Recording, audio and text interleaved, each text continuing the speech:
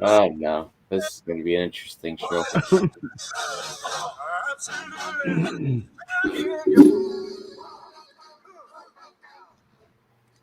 What's up, Brody?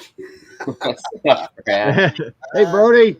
Hey, Ladies and Logan. gentlemen, boys and girls, kids of all ages in Herman, what is going on? Welcome to Saturday episode 112 of your Hobby Hotline. Yeah, thanks. What's up? Yay. Yeah. I appreciate that. Good In job. this corner, weighing 100 pounds soaking wet and wearing Chicago Bulls attire, we have Brody the teenager. What's up, guys? And in the other corner, wearing his typical PSA hat, his King NASCAR shirt, Hall of Famer, the one, the only, the legendary, the great.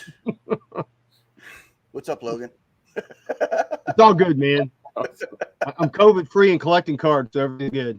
There you go. And I am your Texas card dude. Good morning. What is up?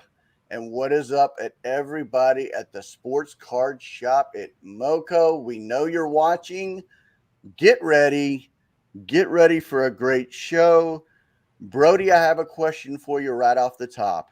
Oh no, is this a dad joke? Because I'm not answering. Why did the Braves hire a baker? Because the Braves needed to go to the next level, I guess. I don't really know. They already won the World Series. Who cares? I don't know. They need a new batter. Yeah. I don't know. Wait, what? I'm so confused. I don't know. The dad jokes are hitting me already. What did Cooper Kupp say to the football? I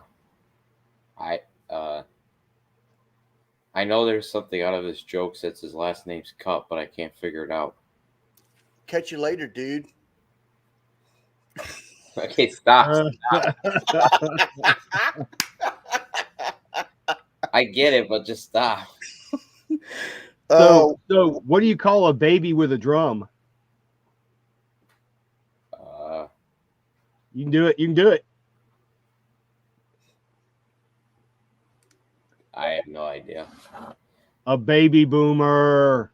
Oh my gosh. My dad's laughing to death over there while I'm sitting here so confused. Why can't Tom Brady listen to music? Because Tom Brady's a nerd. No, because he breaks all the records, baby. Oh my. Stop. Oh. Oh, man. Give us another one, Logan. What do you call a sleeping bull?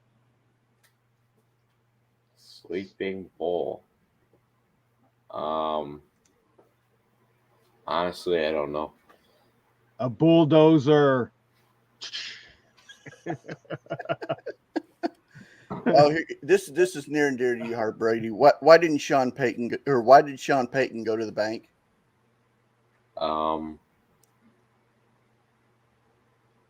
don't know. He needs to get a quarterback, baby. He has Taysom Hill. He's fine. I got one more for Dad. And then I promise I'll stop. I'll promise. Okay. I don't believe that promise, but okay. Why shouldn't the Patriots play football in the jungle? Because since they're Patriots, they'll probably burn the jungle down. No, because there's too many cheetahs in there, baby. Cheetahs. Too many cheetahs. Cheetahs. I'm not looking forward to being a dad. Look at Peeps, man. Peeps is like, I woke up for this. I should still be sleeping. There's the dad jokes. I promised you no more. What is going up, ladies and gentlemen, boys and girls, kids of all ages? I know you really absolutely loved the war. I know Brody loved the war. Mm-hmm. And the dad jokes. As a tradition from now on, there will be dad jokes had whenever Brody and I are on. Just get ready for it because Brody hates dad jokes. Well, I will be talking to Val about certain scheduling. Oh, I've already bribed him, baby. I've already bribed him. And it didn't cost much. All it cost was 1980s cards. Racing cards at that, too. So they were pretty cheap. Oh, good Lord. My dad jokes are now over. It's time to get serious for the show. Logan. Let's talk about Mr. Logan Paul buying Pokemon. We really wanted to know, Brody, what was your take on Logan Paul buying this Pokemon and it not being supposedly real? Who's Logan Paul again? Boxer, or is that his brother? Is Jake Paul the boxer, or is Logan Paul the boxer? We thought the same thing. We were like, all I know is that somebody bought this certified Pokemon box, and apparently it wasn't real, and he paid multi-millions of dollars for it. So, yeah. All I really know about Logan Paul is he's some YouTuber. He's pretty famous, and he does stupid stuff, and that's why he's really famous. Because people love watching stupid videos on YouTube and TikTok. That's what I've learned throughout society and looking at my friends' phones. Ah, what's up, Bakersfield, California, in the house? See, everybody's like, dude, what is Brad doing, and why is it? Just get on with this freaking show? Good grief. All right, well, there goes. Supposedly, I think Logan Paul is heading to Chicago. He's heading up your way today, Brody, to go to Baseball Card Exchange, and I think they're actually going to open that case and see what's in it. Okay. I just know that they talked about it. They've still been talking about it on the in my listening. So I thought we'd just, like the dad jokes, rip the Band-Aid off and get them over with, so that we could get on to more important things like war. Back. Oh, dude, that's awesome. So we can throw dad jokes away. Yeah, let's talk. Is there anything happening this week? What happened this week? Anything important? I think that there's this company. I think this is a Bowman and Topps Chrome. They're both pretty fun sets, and Topps makes them. And we thought Topps was going to be gone, but no, they're still here. Topps is always going to be with us, at least for the next 20 years. Yes, Topps. I don't know whether you called it dodging a bullet, or we as collectors dodged a bullet with Topps still being around, or what you call it. I feel like we dodged a bullet. Because, Topps getting bought out by Fanatics. Logan and I were doing a lot of talking about this before you jumped on. And the old guard, so people who were around in the 80s will understand this. And then I'm going to put it in a little bit. Yeah. But I'm going to throw this out there for the old guard, and then I'm going to give you a little bit more broad. So my wife and I were talking about it last night. We thought it was more Coke, New Coke, and Coke. All right. And the example is, you've got you got Topps coming out. Fanatics is coming in. They're going to try to spice it up, make it fresh, make changes. Everybody's going to go, this is awful, it's horrible. And then they're going to go back to the old stuff. So that's one way of looking at it. The other way, I liken it to the Disney purchase of Star Wars. And yes, I'm a Star Wars nerd, so I'm going to use this one. So Disney purchased Lucas, and out of that came Pixar, which everybody must agree, probably 90% of people agree, Pixar's done pretty well and done some pretty awesome things. With Pixar, we got Disney Plus. We got new movies. The We got the Mandalorian. Lucas catalog in Disney Plus. We got the Marvel catalog. We get new Star Wars films. We get new Marvel films, and we get new TV shows. So I think while everybody, like the Star Wars fans, were up in arms when Lucas sold out, I think in the end we're going to get some pretty cool stuff. Well, with I've you talked. sharing that example, I mean, we got the Mandalorian from all that happening, and the Mandalorian's like the best TV show on the world. So if that happened, that means Fanatics purchasing Tops is going to be the best thing ever. Second to them buying Star Wars because the Mandalorian's the best show ever. I binge watched it over winter break, and it's so good. And I'm so excited for the third season. We got Boba Fett. Oh yeah, the new Boba Fett show also very good.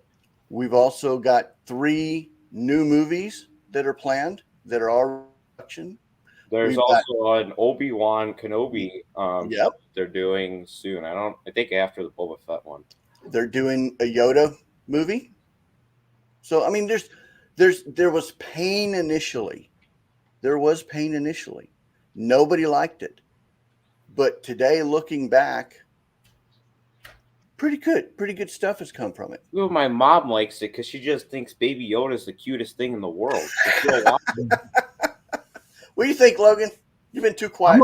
I'm waiting for the Jar Jar movie. There you go. No, please, no. Dude, you know Jar Jar's like the ultimate Sith. Come on now. Come on. He's the ultimate.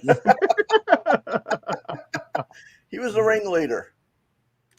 All right, let's see. No, I agree. I think in the long run, it's going to be a good thing. And you're right, Brad.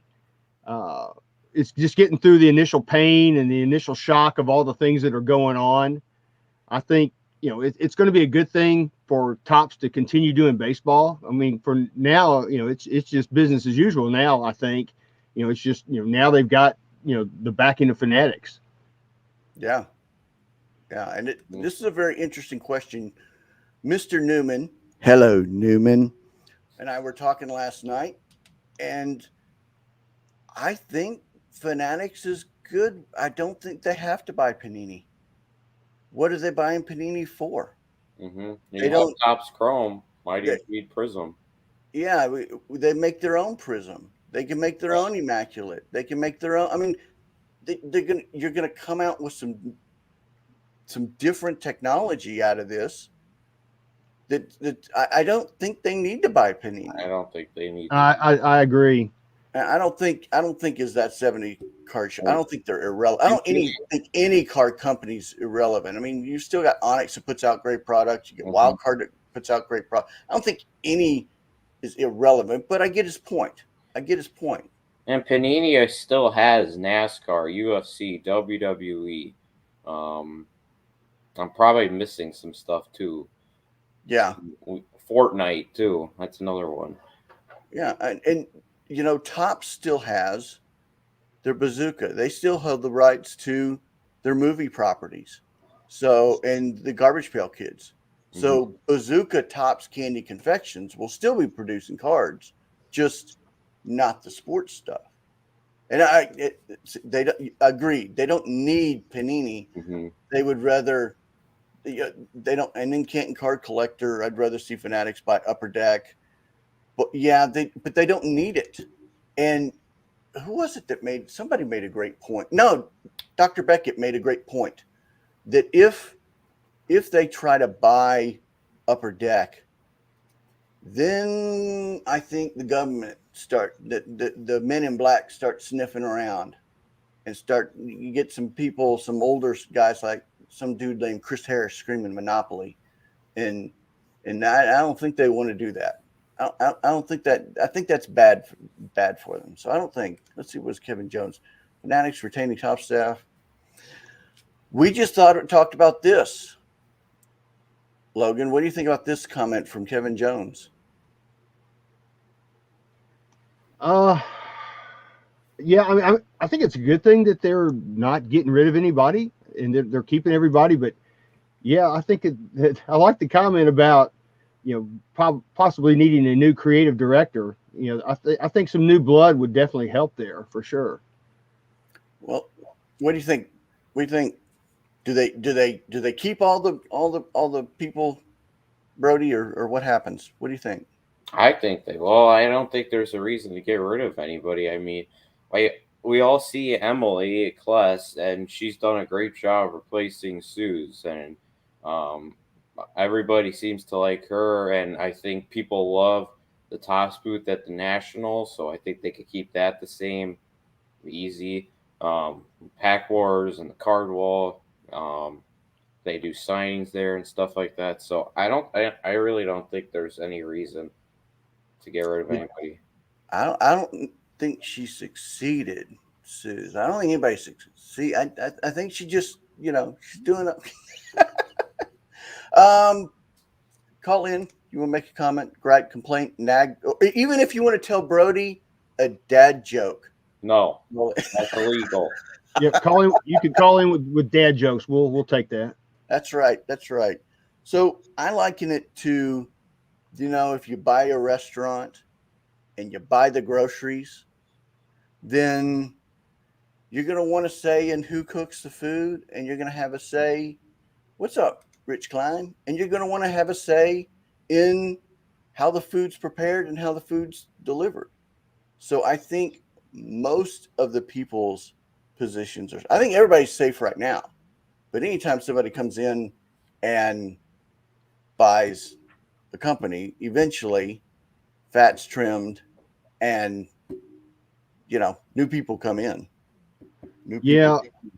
I've been through a lot of mergers, buyouts, and things in my lifetime. I mean, I've always been the lower guy on the totem pole, but every time I've seen this happen, I've always seen the higher up folks, like all the C-level people, either leave or, get replaced with somebody else from the company that bought out that company. And I would not be surprised if we saw some of that with Tops, see some of the C-level guys get replaced, or some of the C-level guys move out and move on. Yeah. Yeah. But, all the normal day-to-day people that work in production and do all the artwork and do all the design and things like that, those people, their jobs are safe, because I think Fanatics needs those people right now, because they don't have any of that at all. And Right. that's the whole reason they bought Tops, is to get that. Right. When you signed the license for F1, Tops Chrome and all that stuff, they're staying, because that was the most genius thing ever. It seems like that was one of the most popular products we've had in quite a bit, in terms of basketball, really. Yeah. Let's see. Yeah, and and speaking of that, now we're going to start seeing, like Tops Chrome basketball, and we're going to be seeing football products from Tops now, and that's going to be really nice. I know a lot of collectors. I mean, I don't collect that stuff, but I have a lot of friends that do, and I know that they've really been clamoring for that, and I think that's going to be a really, really good thing. Yeah. Yeah. I mean, let's look at what's due out in February. You've got flagship, Formula One regular, archives, Pristine. Who knows if Big League's coming out, because last year's Big League still hasn't come out. Goodness, yeah. Chrome Formula One, Chrome Platinum, and then in March you've got Heritage Opening Day, Inception, WWE Women's. I mean, how soon do you think, Brody, they're going to be Fanatics is going to want to put their stamp on cards? Because Luber said no, they're not going to do it. But I mean,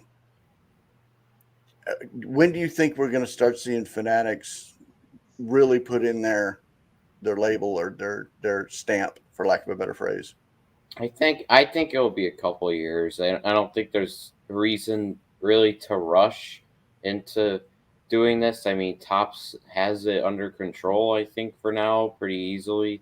Like with some of those releases you just said, it's nothing crazy. I don't think there's any reason to rush, because if they rush, I feel like that might not be great. But if they kind of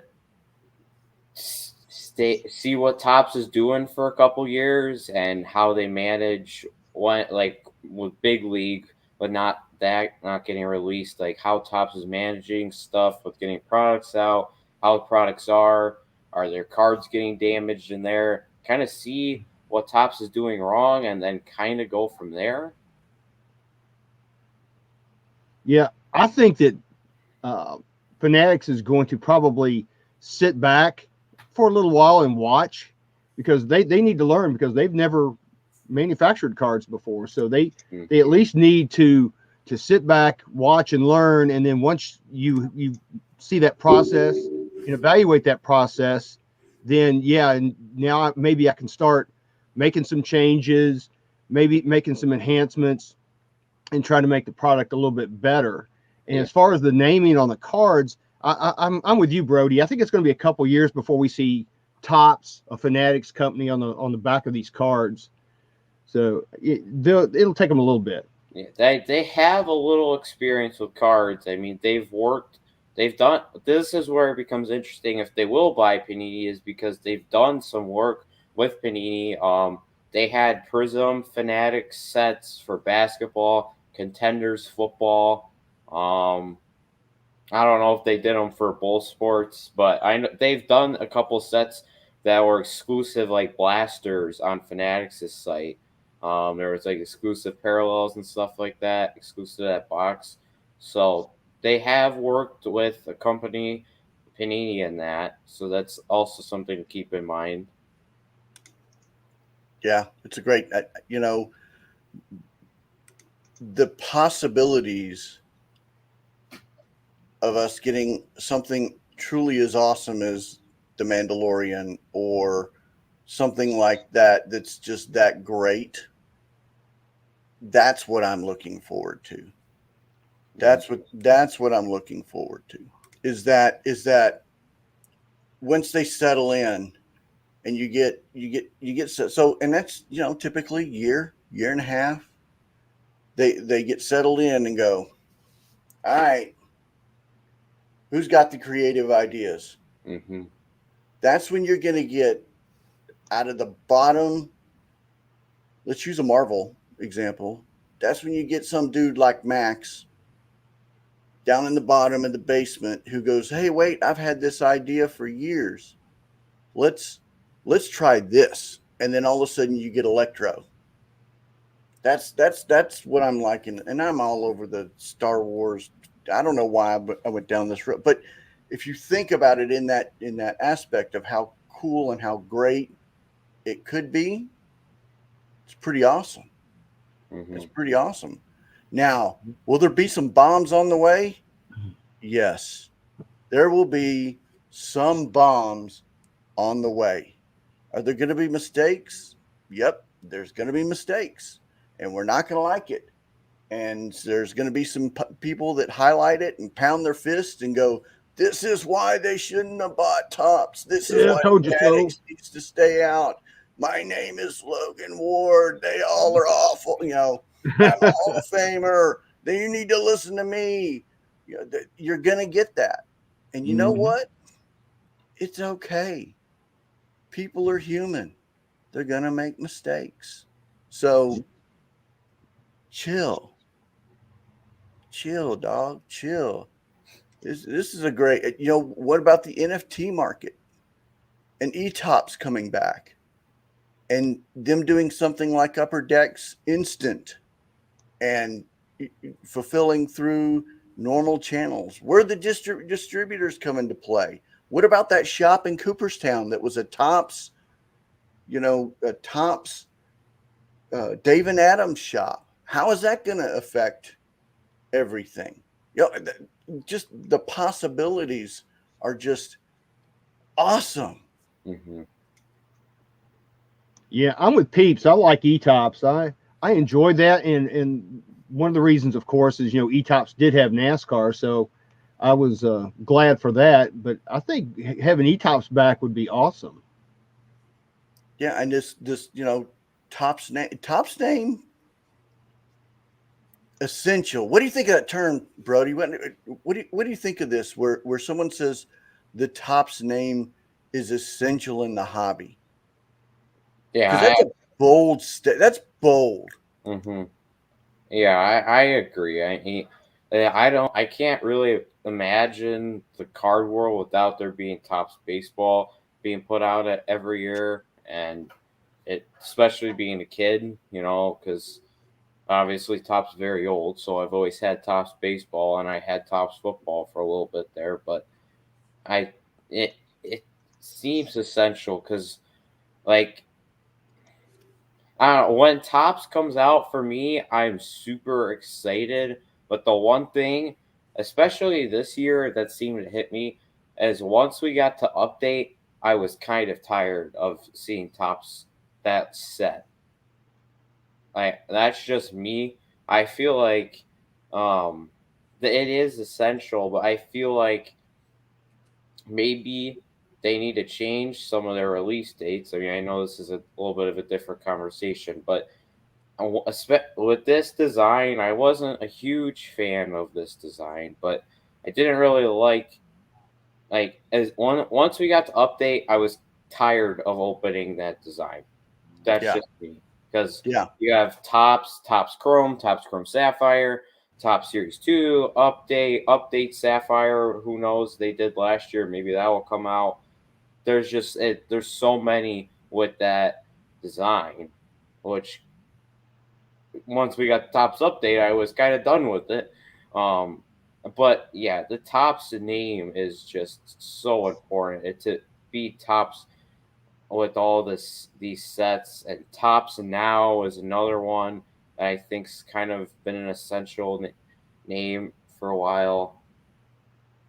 I I don't know. I it's an interesting statement, like you said, deep. What do you think about that? Is it an essential? I think so. I think so too. I mean, Tops is synonymous to the trading card hobby, like Coke is to the soft drink world. I mean, it's just part of part of the hobby. You can't. I don't think you can do without Tops. Okay, so then I was listening to, and I'm going to I'll be Mr. Antagonist. Me be Mr. Antagonist, please. Dad joke, anybody. Dr. Beckett stated, with Coke, you have Pepsi. If Tops is Coke, who's the new Pepsi? Leaf? Panini? Wild card? Who's Pepsi? I don't think it's Leaf. I can tell you that. I do not think it's Leaf. I don't think Brian Gray wants to do that. From talking to him and seeing what he does, I do not think Brian Gray wants to do that. So Upper Deck is the Pepsi? I don't know if we know what the Pepsi is for 3 or 4 years, to be honest. It might be something that Fanatics comes up with. I mean, maybe it's Panini, but I I don't know. I would think it would be Panini at least for now, but the landscape's going to change between now and 5 years from now. So, Right. so who's to say who's going to have what licenses and where all that stuff is going to shift around? Well, and I also heard an interesting statement from, I listen to Dr. Beckett's podcast a lot. So We can if tell. if Fanatics allows Panini or Upper Deck just the ability to do the player licensing and leases that MLB player license, how does that change the landscape? Well, I think Prism is not as popular because I know baseball isn't as popular as basketball. I'm just using it as example. Topps Chrome goes for way more in Prism baseball. Way more in Prism baseball. You don't really find Topps Chrome on the shelves, but you'll find Prism baseball sometimes. And if Prism basketball doesn't have logos and Topps Chrome does, with the anonymous LeBron card, I think that once people start opening Topps Chrome basketball again, they aren't going to care about Prism. That's just what I think. I just think that people love logos, and they always complain. Some people complain about Panini not having logos, so they won't buy Panini baseball. If that's one of those people, they're going to buy Topps Chrome. Okay, so let me take this one step further, and I'm doing a bunch of what ifs. But what if Upper Deck gets the player license for basketball? Upper Deck wins then, honestly. Because then you put Jordan back on basketball Yep. cards. Upper Deck wins, or Fanatics tries to buy him. Well, Jordan's already said that's not going to happen. So Jordan said he's not going to sign for anybody other than Upper Deck, no matter what. He's that's been, and I believe that because they backed him when he was a rookie, and yeah, and this is Drew's. I mean, Drew hit this one like a nail on the head. LeBron in post retirement.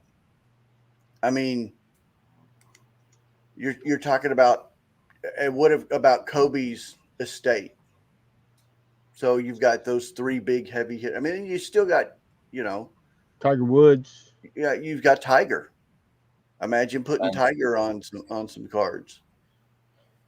I just think what this has done, while it has shook our hobby onto the world or shook it at its core, has opened so much to the Mandalorian, for lack of a better phrase. I mean, I do, and I sure wish we'd have a caller. Good grief, this is probably the longest I've ever done on a show without.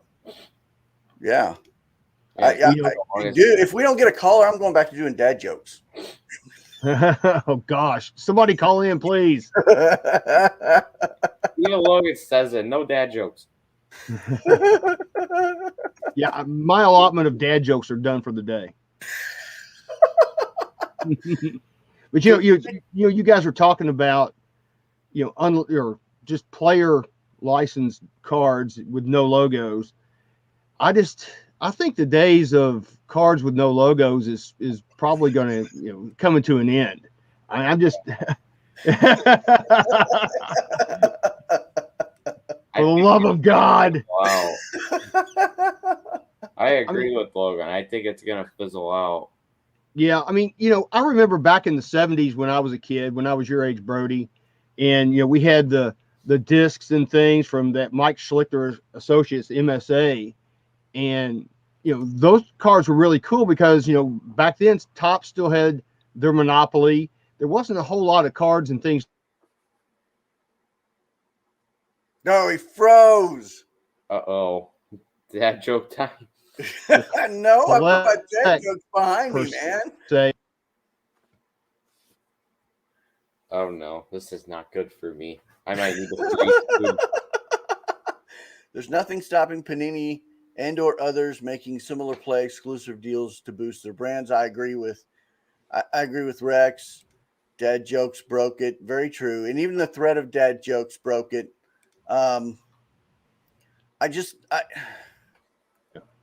The possibilities are absolutely endless.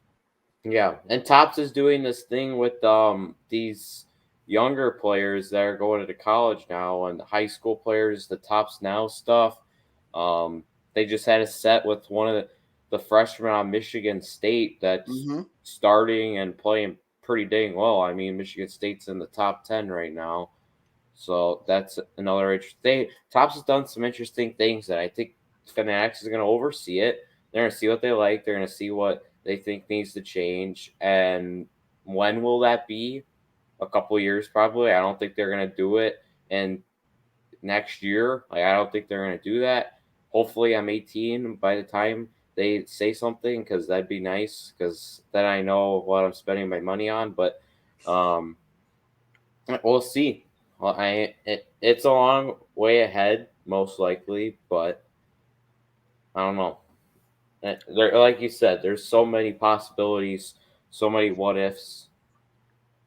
Yeah. And Drew, I mean, Logan, I listened to you and Val as well, and y'all are going through these 1970s and 1980s small licensed sets, KB, and the Wonder Bread, the Mother's Cookies, the Kellogg's, the Hostess, I mean, there were some pretty cool smaller sets. But the 7-Eleven discs, the hobby has moved away from that. I would Yes, it love to has. see it come back. I would love to see all of that come back, all of it. Yeah, and Val and I have talked about this before. Is regional sets. We really don't see regional sets per se anymore. Everything's a national type set. I mean, every once in a while you'll see somebody align with Panini or somebody to make a little small set, but that's not the norm anymore. It was exciting back in the 70s to collect all those smaller sets, and I remember getting my Sports Collector's Digest and reading about all these disc issues coming out, or the Hostess cards, like you say, or like you said, Mother's Cookies, and there was a lot of really neat sets. And I would love to see some of these companies align with Topps or whoever, and produce some more regional sets, or maybe maybe it's a national set, but maybe it's a giveaway in some kind of product to promote a product. I would love to see that. And those days seem to have kind of gone by the wayside. The only thing I could think of is I know Upper Deck does Tim Hortons every year, which is a smaller set that you can only get in Canada. Um, but I like Rex's comment about the college stuff, especially with college basketball players and college football players being able to sell their own gear and stuff. It could be interesting. I'm interested to see in a couple years what happens with college stuff. Um, because they could do whatever they want. I mean, I'm an Illinois fan, and our star Kofi Coburn, he sold some sneakers like literally, I think it was a month before the collegiate deal happened, and he got suspended 3 games for it because he was selling them for charity. But he got suspended because you weren't allowed to do it then. But now you can. I mean, I go on the Illinois website, and each and every player on the roster has their own store set up with gear and That's cool. jerseys and stuff like that. So we could see this move into cards. It's how Panini plays it for now. But once Fanatic steps in, I don't know.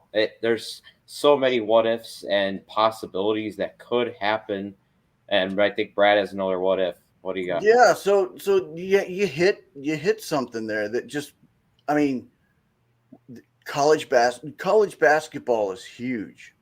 College football is huge. What if Panini, and colleges get together and do Prism college sets and collegiate sets? So you get Texas A&M Prism basketball I cards. want so that's actually a good point because Fanatics could put out Topps Chrome basketball, but Panini could put out Prism Collegiate, and Mm-hmm. then those would probably be more expensive because it's the only collegiate cards. It's not like Panini's doing collegiate and NBA stuff. So Yeah. that's actually a pretty interesting idea. If they do a Panini Prism Collegiate set, I'm just gonna say Cade Cunningham for the lack of Yeah. time, and everybody knows who he is pretty much. If there was just Cade Cunningham, Prism, National Treasures, and Immaculate collegiate stuff,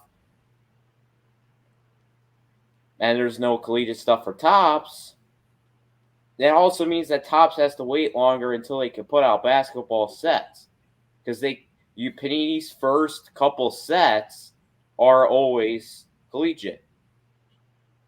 Yeah. I mean, Huh. this. I believe that. Yeah. I I mean, believe that. imagine the possibilities of now going into and expanding the minor league cards, because Some minor league teams have the rights to do their own stuff. Mm-hmm. So, and then you could go into minor league basketball. I don't know what that if the license is there, but you've got a whole future players through minors. And I Oh, do know that they do minor league sets. So why can't Panini go after the minor league market? Or even I so love Rex's comment of Michigan, Notre Dame, Michigan State, I feel like Alabama, selling them out now, but we'll see. the But this U. is a 2017 Midwest League prospect set, and I've got Bo, Tatis, and Vlad on here. And this is just it says Choice Sports Cards. I have no idea who Choice Sports Cards is, but if someone like Panini or Topps buys them out and is doing sets like this, that and 2023, it's going to have guys like Spencer Torkelson, guys from this year's MLB draft. I don't really know who's in the draft. I don't really pay attention to MLB draft that much. Brody. Who's good in Bowman draft? I don't really know. I mean, there's got to be a couple good guys considering the Super Jumbo boxes are $850. Yeah. Key players: Julio Rodriguez. These guys already have first Bowmans though. Well, think of the first Bowman marketplace. I mean, I think the out of the box thinking that has been lacking in the hobby. There's extreme opportunity to be able to do that. So much. I mean, think about if you really wanted to go into another area. Think about corporate business cards and those being trading cards now. Think about. I know I'm going left, and I know I'm going really, really out there, but there's a lot of room for Panini and Onyx and Upper Deck and Wildcard that could be explored. I mean, let's call a spade here. I mean, Brian Gray has made a lot of money by doing non-licensed product. Yeah, he's not doing something. He's not a dumb man, and his company's not defunct. There is room for them to. There is a lot of room for exploration of NASCAR. I mean, look at all the NASCAR licensing that could be done, and all and everything with that. I'm gonna shut up. I'm gonna let Logan talk. Well, you're talking about, the collegiate and the name image license thing. I'm just going to go by what I see on the shelves here in Memphis. All the collegiate stuff that Panini is making is staying on the shelf. It just really doesn't sell that much. I mean, I know there's a market for it, but I don't know that the market is that huge. Is it worth doing every year? I just don't. Then do it every other. Card Stories makes a good point. They did put out sets for most of the major colleges a couple years back. They weren't that popular, but they also, I don't think they were that popular because there was like 5 guys on the memorabilia checklist and like 10 autographs. If they got more people on board, they didn't have enough. If they had more people, if Michigan State was able to get people like Magic Johnson, Draymond Green, exactly. Notre Dame was able to get. I don't even know who went to Notre Dame. Most of them fail in the NFL. Wow, that's just a joke. I like Notre Dame. It was just a joke because they're always like good in college, but then they like kind of fizzle off because they get crushed by Bama in the semifinal. But people from Georgia, Nick Chubb, Sony Michel, here's DeAndre one for you. Swift. They mainly just go running backs. Roquan Smith. How about the Rock? Alabama, I'm sure, has a list that could be 45 trillion people long because you could have, if they could get retired players on board too. I mean, it's something interesting that could happen. Those sets failed because they didn't have enough. But I also remember Panini in 2015 did I think it was either Immaculate or National Treasures, and it was just like regular old Immaculate, but it was all collegiate sports. So baseball, basketball, football, all collegiate. And I thought that was something a little interesting. Yeah, Notre Dame, Joe Montana, there's a good one. Yeah. Tim Brown too. Yeah, there we go. We're on a good pace. But besides that, I don't really remember who goes to Notre Dame. I think there's a defender on the Lions that's not bad. Yeah, a lot of Notre Dame guys. Golix. Notre Dame guys seem to fizzle out because they don't play anybody in the regular season. But Oh God, just bringing the fun. Okay, so how about The Rock in Miami cards? that would, yeah, you're right, exactly, perfect. How about like, I mean, go after like the pop culture Yeah, aspect. I don't think Rock would care to leave to not be in. Well, no, Panini's got WWE now, so he could be in WWE sets and he could be in these Miami sets. It's perfect. It could work. Yeah, they were really basic, and the sets were a little small. I think they could do something, even if the amount of players was smaller, but they did 3 or 4 different pictures per card. Added some more parallels. I mean, they could do chrome cards and add parallels to that. Chrome autos, regular autos. They could turn, because that set. I mean, those blasters are literally like $6 on Dave and Adams. I'm pretty sure, like, because they just don't sell. Yeah. How about a Rock relic of an old jersey? And I'm using this because that's the first one that comes up. Let's talk about a Notre Dame Joe Montana jersey. Let's talk about a Roger Staubach Navy jersey. Yeah. I mean, go ahead, Logan. Sorry for cutting you off. Oh, that's okay. That's okay. I just don't. I mean, these are all great ideas. Don't get me wrong. I just don't see there being a huge enough market to carry these things. I mean, people are going to want the major league sports. They're going to want the superstar players and everybody that they know and love. And unless I just don't see there's any kind of incentive to produce and put the big effort into these kind of things. Because I just don't see the sales being there. You know, I saw something a while ago. I think 70s Card Show said something about he's got a box full of these minor league sets, and they're really not. You know, there's nothing to them. There's no value, and in most cases, that Rock Bumblebee card is an exception to the rule, and of course that was also a regional card, and I just don't see a mainstream set of collegiate cards.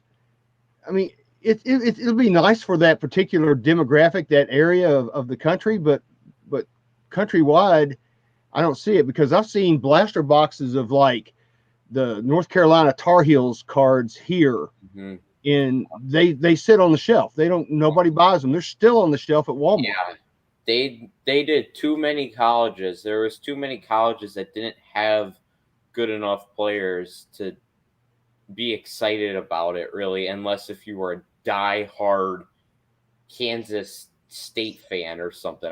There was some colleges that I couldn't believe they did sets for. I would be interested though to see a Prism with no logos, like a Prism Collegiate and Topps Chrome Basketball being out at the same time. Panini could get sales on that Prism Collegiate, because to get logos for Topps Chrome Basketball, that would probably be at least a month and a half after, because we see it with Panini. Chronicles Draft Picks, which has been sitting on the shelves, came out a month and a half ago or a month ago, and now Hoops finally came out, which is the first one with the logos. But it would be interesting to see if Topps can't put anything out because they're only doing stuff that has NBA logos. I don't know. It could be interesting, but like you said though, there's a lot of collegiate stuff that sits on the shelves, and that set did sit on the shelves. So I don't know. There's a lot that could happen, and a lot of ideas that could work, and a lot of ideas that could absolutely fail. For it to even have a chance, it's going to have a lower price point. You can't. I don't think Agreed. you can spend $19.99 or whatever on a blaster for that. I just don't see that. Maybe $10. I think you're going to have to even have a chance. You're going to have a lower price point. So, I agree. I agree with all of your points, Logan, but I'll add one. Josh Luber expects the market for cards to exponentially increase because he is liking it to the sports fanatic market. He expects the marketplace within the next 2 to 3 years to explode. If that happens, and I'm playing this if that happens, you've got a whole new bunch of people that are going to come in. Imagine running a March Madness NC2A basketball set that comes out during March Madness that is marketed regionally to only those teams. That's marketed only to, and the only way you can get them is at the tournament. It's not a bad idea, actually. Or another way you could do that is a Tops Now set. Tops could do that. But yeah, Panini Instant. I've been watching. I've been wanting March Madness cards forever. I've been wanting other sports to have March Madness, for crying out loud. Instant set would be awesome. Or if they do an instant set, they do this for National Baseball Card Day. If you go to the game on the certain day, they have the team set, and then there's the general set. So you could walk into stinking Nichols versus Kansas, a 1 versus 16, and get a Nichols set and a Kansas set. And then there could be on Topps or Panini's website, whoever, with the 50 card set of the best players. I'm just using players from last year, the Cade Cunninghams, the Evan Mobleys, and whoever else was good, Luka Garza, Io DeSumo, but nobody respects the people that are on the All-American team for some reason, even though they're the best players in college basketball. I'll interrupt you here because this is a great comment. Lead time. So Mark Cuban is about to kick that through the door. He is now, for every fan that walks through the door, giving them a free NFT. What if you took that NFT and moved that into a Panini Instant? And what if during that game something incredible happens? Luka goes off and scores 5 billion points. What would you be interested in that card? But that you could only get through that game. Your code on your mobile, because now you can only use mobile tickets, allows you to get that card. So you get an instant card. Now you can keep it. You can keep an e-card of it. Panini Instant's already proved that you can get a physical card. So now you have the option of keeping it in the ether, whatever you want to call it, or like me and every other traditionalist, you order that card. That's the kind of stuff I love. That's the kind of stuff I think we're about to move into. And I think Cuban's like a half step there. I'm not the hugest fan of NFTs, just personally. It's just not my favorite. Right. But print on demand or something like that. Yeah. That's an interesting idea, right? Like you said, Luka goes off. Or if you're at March Madness and Jalen Suggs hits the half quarter for the win, and you're sitting there and you have your ticket and you print the card out of Jalen Suggs celebrating, or the stub, or whatever they want to do. That could be something that actually people would love, because that moment was, I think, the number one play of the year on SportsCenter, number 2, somewhere around there. Like, that was one of the craziest moments of the whole year last year. Not just March Madness, so the whole entire year. and Gonzaga didn't even win the title. So I mean, it was that shot people love. I'm trying to think of what else happened last year. Well, think Oh, about this. let's think of something this year. DeMar DeRozan hit back-to-back 3-point buzzer beaters in a span of 2 road games. Yep.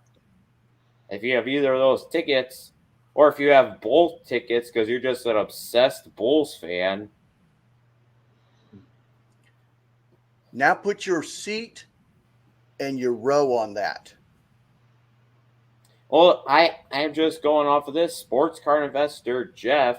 He's pretty popular on YouTube. He started this new Hits app, and it's of breakers pulling their best cards, and you can buy NFTs of the breaker pulling that card. You can buy an NFT of Layden sports cards, pulling that Luca 1 of 1 logo man from National Treasures that sold for like 4.2 billion or whatever it was, or million, not billion. Cards will probably will be selling for a billion in a couple of years though. Okay, well let's go the racing route, Mister Logan. Ty Gibbs' first win. Yeah. Hamilton's historic run. Would you have been interested in an on-demand where you could print where you got your seat and your row printed on that card? I think it would be pretty nice to have something like that. I don't know. That doesn't really excite me that much. You know, kind of like Brody, I'm not sold on the NFTs just yet. I'm still I'm not either. still wavering on that. But flip that over onto a print on demand. Take the NFT portion out of it. So what you're saying is if I was at a race and something incredible happened and I have my ticket from that race and I could get a card printed and it would have my, you know, section and row and seat number and all that on there, would I like that? Yep. Probably, because, you know, it also commemorates the fact that, you know, it shows that I was actually there.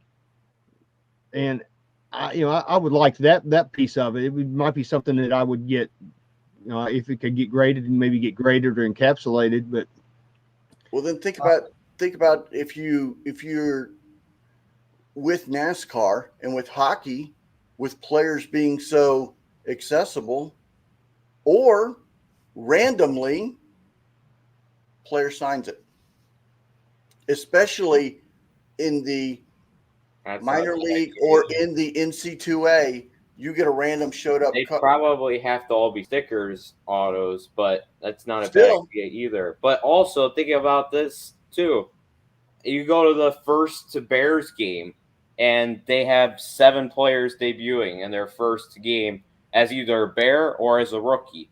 Yep. And one of them has a good game, or 2 of them have good games. You went to that game where Justin Fields' first start, and you bought the tickets before the year, and you didn't even know Justin Fields would be starting by then. Think about Brady's first game. Yeah, I mean, think about quarterbacks' first games, and that happening, and on demand. I mean, you want to talk about an exclusive set, and it would also drive revenue. Now you're talking about everybody prospecting and going into the minor leagues and doing that. I think we've opened up a whole new world. Mm-hmm. A whole new world on that you could go by not thinking just, again, tradition. And I think that's the whole Fanatics angle of getting something different, better. Just, you know, the Mandalorian. You don't know. You don't know what's going to happen. We're going to go long, and we haven't even covered a topic. Logan, you want to hang around? I don't know about your schedule, Brody. Oh, I'm fine. I mean, there's no college football on, so I'm fine. All right. What about you, Mr. Logan? I'm good for now. All right. Yeah. See, look, Connor McDavid's first goal. Yeah. Another thing that would be pretty nice is that they could make a 6-player booklet of this. This would be pretty. Yeah. Craig Biggio, Kevin Biggio, Vlad Jr., Vlad Sr., Dante Bichette, and Bo Bichette. That'd be pretty cool for me. That I kind of like that if Topps could do that, because Well, these cards are pretty awesome. here's something I'm thinking about. Everything now ticket wise is on your phone. It's all electronic. It's all digital. So you don't necessarily, if something does happen at a particular event or game that you attend, if something happens, you don't really have a way of commemorating that. You don't have that ticket like you normally would traditionally, back in the good old days. So, now that I'm thinking about it, if you could print out a card with that from that event, showing that key moment of that event with your section, row, and seat number on there, that's actually, the more I think about it, that's actually not a bad thing. And that way, like I said, that's proof that you were there, and it also commemorates the moment. And I think that you're limited to the people that attended the event, however, whatever the attendance was of the event. Whatever that is, that's all that there's ever going to be. You say, 20,000, 30,000 people. I mean, I know that sounds like a lot, but if it's a really commemorative event, I can see where people will be clamoring for those cards. Yep. And especially if it's somebody like, like you said, somebody, some big play in the NFL, Patrick Mahomes or somebody like that does something. I mean, I could see. Yeah, like the no-look pass or something like that. Super Bowls. It's been crazy. Or if I went to the White Sox, I was at the White Sox game where Carlos Rodon threw his no-hitter. Yep. Wow. I would probably keep that, honestly. Or the game where Yerman Mercedes hit the 485-foot homer, which is the third longest at the White Sox Stadium. What about signed Pro Bowl? Hmm? You want to make the Pro Bowl interesting? Sign and sell a Pro Bowl out. Have the players sign stickers and do Pro Bowl. Yeah, they're signing sheets of stickers. They don't need to be on card. I mean it would be nice, but we as collectors have gotten used to it. But yeah, I mean, you're going back into the ticket stub game a little bit. You're starting to get some ticket stubs, kind of really, but just in a different way. Mm-hmm. We're just talking about different things. Like, these are huge ideas and they're not just for Panini. I mean, if Onyx or Wild Card or Leaf or whoever wants to jump in on it, Panini's probably the one with the deepest pockets that might be able to jump in on it. But if you want to do the minor league, if you want to do these regional, and we'll go back to regional, and I'm going this direction on purpose. If you wanted to do regional, or if you wanted to do collegiate sets or something of that sort, this would be the route to go. Something smaller in a test ground. And imagine if you did that just for a March Madness Southern regional, whatever. Like down here in Dallas, it's about to have the men's and women's for next year in the regional. Why not? I mean, that's a good area to try out. And if you wanted to do a race, you could do. I mean, the races aren't. There's not that many, I don't think the licensing or the players would, they do racing cards anyway. Why not? Yeah. So, yeah, we'll see we'll see who comes to Panini too. I mean, there's some big shoes to fill there with Tracy leaving and with Joe White leaving as well. Yeah, well, I mean, we'll see. I have an idea of what's going to happen, but we'll see. Well, if you're Panini and Topps just got bought, well, I'm on the phone Monday. I'm on the phone Monday poaching. You gotta have something big. You gotta have something up your sleeve. I honestly, I bet Panini does have something ready. Well, yeah. There's a lot of what ifs at the table, like we said, but there is. And Logan's been too quiet. Time's going to tell on all these things. Bad jokes. 5 years from now, I think you're going to see a whole different landscape of the sports collectibles trading card market. Yeah, I think I mean, it's going to be definitely different. I mean, we've seen a lot of change just in the previous 5 to 10 years. Imagine what it's going to be like, another 5, 10 years down the road. Yeah. I went regional. Hey, Logan, are you going to the Mint Collective? No, I'm not going to go to the Mint Collective. It's kind of out of my price range. Brody, you going to the Mint Collective? No. I mean, there's not gonna really be anybody there this month. It kind of stinks, Yeah. I heard it was because of I heard it was because of COVID. I heard it was. The numbers are going way up here. They're all of a sudden sparked, like way up, new variant.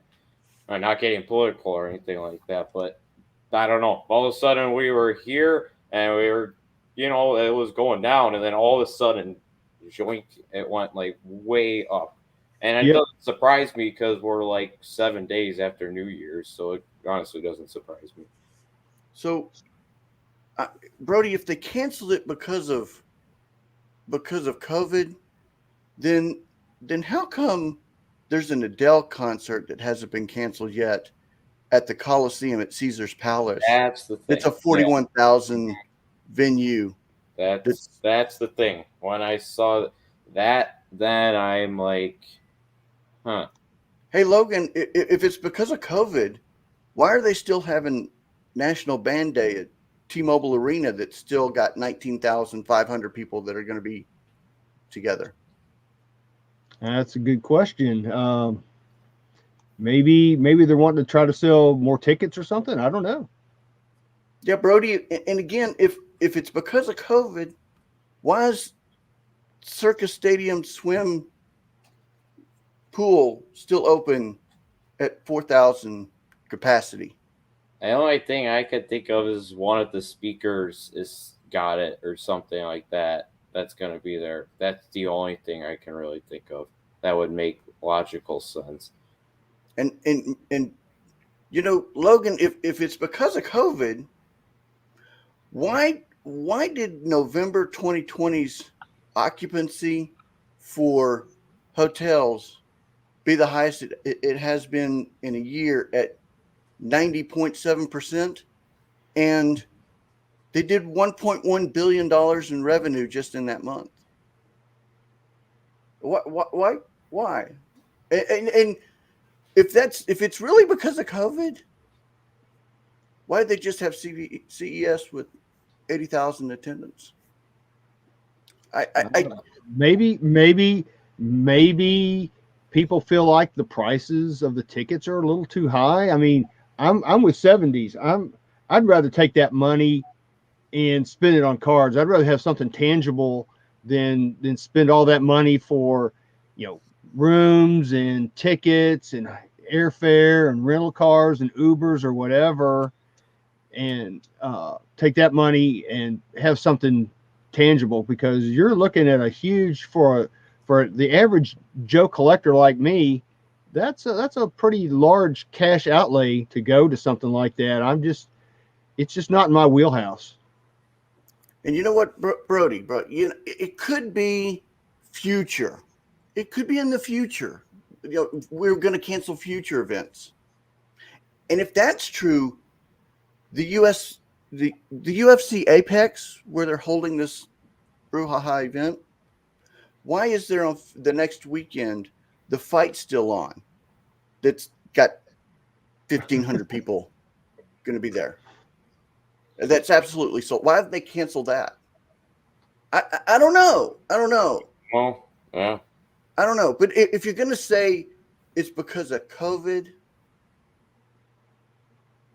come on, man. I know the writers. There's got to be something else. I mean, the only thing they're either, saying, they're either like lying or one of the speakers got COVID or something. So. Well, we know the ticket started out at $1,000, and I know because I've talked to a couple of people that there was a $200 coupon that was offered, a $400 coupon that was offered, There was also rumored for a $550 coupon, and now a $1,000 ticket is $699 online. The only thing I can in other events that I've held and in other events that I've gone to, when you see these kind of signs, it means nobody's buying the ticket. That's kind of what I'm thinking is the ticket sales are kind of slow, and they've lowered the price, which that tells you something right there. And I'm thinking that ticket sales are just not what they're expecting. And this is just my opinion. Maybe they're delaying it just to maybe hopefully get a little bit more attendance. I don't know. Yeah, we talked about this before. I love the concept of what they're doing. They're doing another industry type event. They're having guest speakers. They're having all these people come in from various parts of the country. They're trying to be innovative and doing different things. But we have a national. That's on the national level. Why do we got to go national? Why can't we go regional? Why can't we do stuff regional like a Chicago? Why can't we do something regional like a Dallas? Why can't we do something regional like a North Carolina or a Florida? Why do we got to go so big? Why can't we just go a little smaller and just go different? Don't try. We have a national, and if I want to see the speakers that's there, if I want to see Brian Gray, I'll go watch him on Sports Card Live. If I want to see if I want to see, who was the other one we were talking about, Logan? I'm trying to, like, some of the speakers are on other mediums. Jeff Wilson. I want to see Jeff Wilson. I'll go watch his YouTube show. Mm-hmm. He's on almost every week. I mean, I understand what they're trying to do. I don't think they executed it to the best it could have been. My opinion, that and $3 to get you an old Coke or a classic Coke or whatever they want to call this Coke. I try to get into the Raiders game tomorrow. Yeah. I mean, why can't we just why do we got to go so big? Why can't we go regional? Why can't we? Ken, it makes a great point. It's like the podcast web shows, just recycling the same 25 guests. No, that's the thing that I always think about when I'm doing my shows. I mean, like, I love having Tracy on and all these people, but like I think about it and I'm like, I gotta try to change it up a little bit because it seems like Tracy's on 4 shows a week too. Yeah. You gotta try it. You can't have Tracy on every week, but it's like you gotta try to think about it. I mean, like you said, I mean, it's a lot of people that you can go watch on YouTube. I mean, I don't know. I mean, in Las Vegas, they're going to do another large card show on the floor of the Raiders stadium on the field.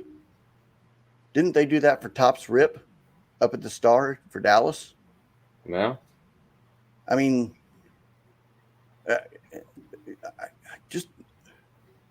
don't know, man. I understand what they're trying to do, but reach a little more, just a little more, guys, a little more, and not. Yeah, I don't know. That's. I'm seeing a lot of these comments in Ken and 70s or I'm with these guys. I was listening to, I think it was Dr. Beckett, and I think he said something. Dr. Beckett. I love Dr. Beckett. He's one of my heroes. But anyway, he said something about, basically, I'm just going to kind of paraphrase this. he said that, if you're looking from the outside into this event, it's, in a way, it's kind of directed. It looks like it just has the appearance of looking like it's directed more towards the power hitters. And, like I said, the average Joe collector, it's, is not going to be able to go to something like this. I mean, I know I'm not. And I'm like what Ken said, I can take that money and I can buy me some really nice Dale Earnhardt autographs for that kind of money. Why would I want to go? We've got the national, we've got the industry summit. Now the industry summit, 500 plus food plus what, but I think there's enough value there to be able to justify going. There's a lot of swag. There's a lot of stuff there that even at the national, I mean, that's just like a great big old huge hug fest. I mean, I can't wait to take a picture next to Brody and watch Brody laugh. I can't wait to there's going to be some good old hugging going on at this year's national. There's going to be some good hanging out. So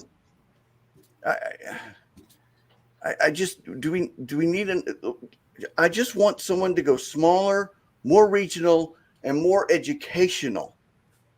That's what I want. Not what do you think's going to happen in the hobby, or how are you going to make $1 million in the hobby?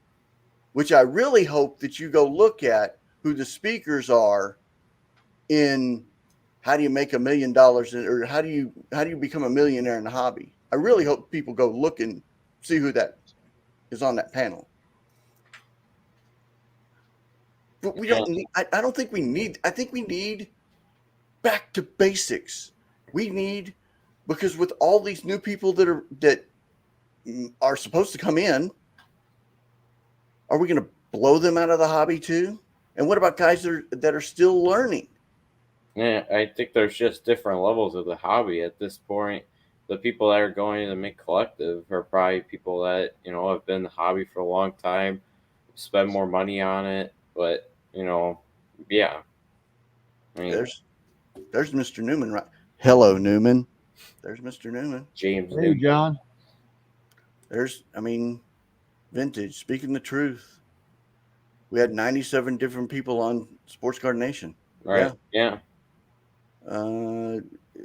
This is, man, there couldn't be more of a great way to make this a good statement. The sports card industry and the sports card hobby are two different things. I'm going to give this one. This is probably the comment of the day right here. Yeah. Let's see. Yep. I agree. I think that comment pretty much summed this whole conversation up. Yeah, I would agree. Let's see. I tell you what, peeps. To answer this question, go look at the panelists and ask them, because apparently they can tell you how to make $1 million in the hobby. So go to the Mint Collective and go look at the people that are going to be on that panel. They should be able to tell you. Let's see. Do you have greater variety? Yeah. How many times? Yep. Let's see. There you go. O's, CEOs. Hobbyist fragmented. So we're 19 minutes into overtime. Got a question for you, Brody. He's just being. I don't know if he's actually frozen or if he's just frozen. Me. Uh-oh. Oh, his mom killed Brody. him. Got a question for you, Brody. He's still frozen. Man, he's got Bo's internet today. Yeah, he's got Bo's internet. Hopefully he comes back on because Well, we'll just joke on. I got a question for you, Logan. All righty. What happens to football players who go blind? I have no idea. They become referees. Oh, yep. Oh, thank you for putting up with the dad jokes. Thank you for putting up with war. Thank you for putting up with myself, Logan, and Brody the teenager. Logan, you got any last words? No, not really. I'm excited about the future of the hobby. I've always been a collector, always will be a collector. I get asked all the time, how much do you think your collection is worth? And my answer is, I honestly have no idea, because I collect because I love it and I collect for the fun of it. So, going back real quick to the Mint Collective thing, it's like I said, it's just not my cup of tea.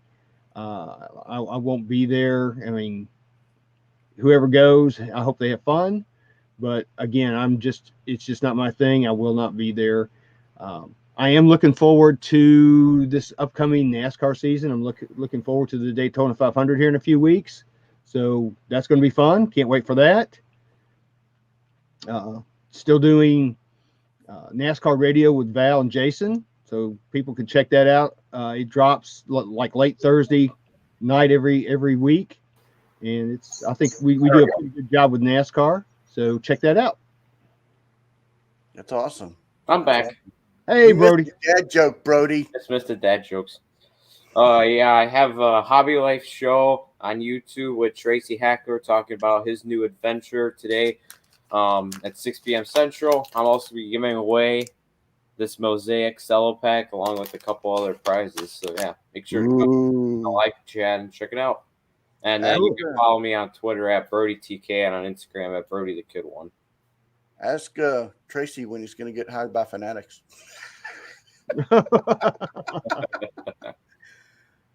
Well, ladies and gentlemen, boys and girls, kids of all ages in Newman, thank you for joining us. Thank you for putting up with the dad jokes. Thank you for putting up with war. Look, thank you for putting up with us on your Saturday. We really appreciate you spending your Saturday morning with us. I'll end it with this way. And as I do as my former show, as I'm no longer doing my show, but I will still end this one this way. If you have any prayer requests, please let me know. I will be more than happy to pray you up. Support your local LCSs. Support your local card shows. Please, please support. And please, please, please, let's make this hobby the greatest ever. With that, ladies and gentlemen, boys and girls, I am your Texas Card Dude. We are out. And what's the old phrase? Oh, yeah. Stay classy.